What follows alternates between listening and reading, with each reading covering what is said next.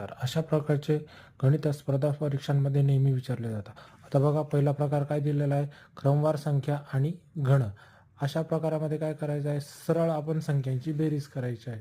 1 + 2 + 3 + 4 + 5 याची बेरीज काय येणार आहे 15. मग तुमचं उत्तर काय असणार आहे 15. दुसरा प्रकार बघा आता 30 संख्या वर्गमुळामध्ये परत आलेली आहे आणि कुठपर्यंत आहे ती इन्फिनिटीपर्यंत आहे. तर या प्रकारामध्ये काय करायचं आहे, तुम्ही त्या संख्येचे असे अवयव पाडायचे आहे की ज्याचा फरक 1 असणार आहे.